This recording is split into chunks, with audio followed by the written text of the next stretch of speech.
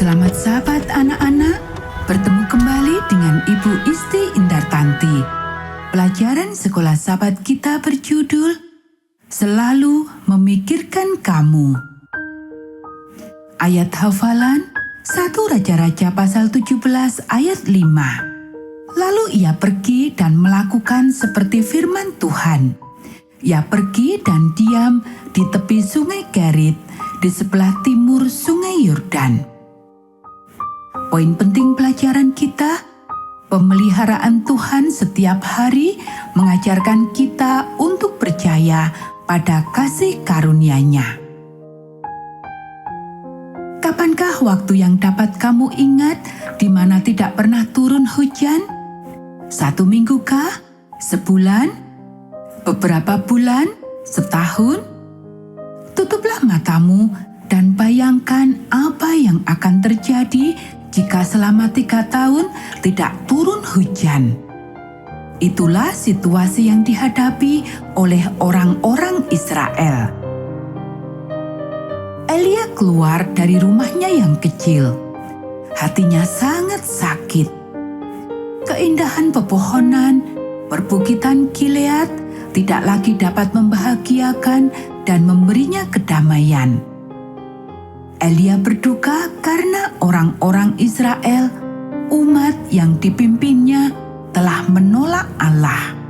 Hampir 100 tahun lamanya sejak pemerintahan Raja Daud, orang-orang Ibrani ini telah dipimpin oleh raja-raja mereka kepada penyembahan berhala. Saat ini, mereka lebih mempercayai dewa-dewa asing itu seperti Baal dalam memberkati kehidupan mereka. Suatu malam, Elia mendengarkan suara Tuhan. Elia, ya Tuhan. Elia, aku mau kamu pergi kepada Raja Ahab dengan satu pekabaran. Ya Tuhan. Elia tidak menolak untuk melakukan apa yang dimintakan Allah untuk dia lakukan. Dia berjalan siang dan malam. Dia berjalan dari rumahnya yang terletak di sebelah timur sungai Yordan ke Samaria. Dia berjalan sepanjang perkampungan sampai akhirnya dia tiba di ibu kota. Di tempat dari Raja Ahab, Elia tidak meminta izin untuk menghadap raja. Dia berjalan melewati para penjaga yang sementara berjaga, langsung menuju ke tahta raja dan berdiri di depan Raja Ahab yang sementara terheran-heran. Sambil mengangkat tangannya ke atas kepalanya, dia berkata, "Sebagaimana Allah Israel itu hidup, yang kepadanya lah aku melayani. Tidak akan ada embun atau hujan dalam beberapa tahun sampai aku mengatakannya lagi." Sebelum Raja Ahab dapat berdiri dari tahtanya dan berkata, "Hentikan orang itu," Elia telah menghilang. Allah berkata kepada Elia untuk kembali ke timur sungai Yordan dan bersembunyi di tepi sungai Kerit. Elia tahu di mana tempat itu. Dengan segera, dia langsung menuju ke tempat itu.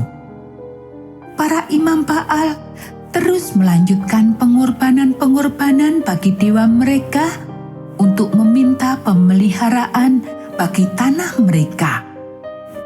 Tidak ada seorang pun yang khawatir sampai beberapa bulan telah lewat tanpa turun hujan. Setahun telah lewat, rumput-rumput mulai kering. Pohon-pohon tetap berdiri, namun tanpa daun dan buah. Banyak anak sungai telah kering. Di tempat penyembahan dewa-dewa, para imam Baal terus mempersembahkan korban sambil memohon agar Baal mengirimkan hujan lagi. Ahab mulai mencari nabi yang telah mengunjunginya waktu lalu. Dia mengirimkan para utusan di seantero negeri sambil bertanya, "Tahukah kamu di mana orang yang kepunyaan Allah itu berada?" Dia mengirimkan tentara-tentaranya ke setiap kota dan desa untuk mencari Elia. Tetapi tidak ada seorang pun yang dapat menemukan Elia. Dia dengan amannya telah bersembunyi di tepi sungai Kerit. Hari demi hari, Elia melihat tumbuh-tumbuhan yang ada di sekitarnya mulai mati. Dia juga memperhatikan sungai kecil di mana dia berada sudah mulai mengering juga. Setiap pagi dan sore, gagak-gagak hitam datang membawa makanan baginya. Betapa terkejutnya dia pada hari pertama ketika burung-burung ini muncul dengan membawa roti dan menjatuhkannya di tangan dari Elia. Betapa takjubnya Elia ketika mujizat ini terjadi, di mana hal inilah yang memelihara dia dengan makanan. Setiap hari Elia memuji Tuhan karena kasih karunia-Nya. Akhirnya sungai itu menjadi kering. Kemudian Allah berkata, "Pergilah ke Sarfat. Aku telah memerintahkan seorang janda untuk menyediakan makanan bagimu." Segera Elia menuju ke Sarfat, sebuah kota kecil di Fonisia dekat dengan Laut Tengah. Mendekati kota kecil itu, Elia melihat seorang wanita sementara memungut ranting-ranting kayu. Dia tahu bahwa wanita ini sementara mengumpulkan kayu untuk dijadikan kayu bakar untuk memasak. Elia berhenti di sampingnya dan berkata, "Tolong berikan aku air minum." Ketika wanita itu akan mengambilkan air, Elia berkata, "Tolong ambilkan roti bagiku juga." Wanita itu berdiri dengan lurus dan melihat ke arah Elia. Entah bagaimana wanita ini mengerti bahwa Elia juga percaya kepada Allah Yahweh. "Sebagaimana Allahmu itu hidup," katanya, "saya sudah tidak punya roti lagi. Semua yang saya punyai hanyalah sedikit tepung dan sedikit minyak. Saat ini saya sementara mengumpulkan kayu untuk dijadikan kayu bakar, untuk memasak tepung dan minyak yang sedikit ini bagi saya dan anak saya. Lalu kemudian kami mati." Elia berkata, "Janganlah takut, pulanglah. Buatlah roti bagiku terlebih dahulu agar aku makan. Lalu buatlah bagimu dan bagi anakmu.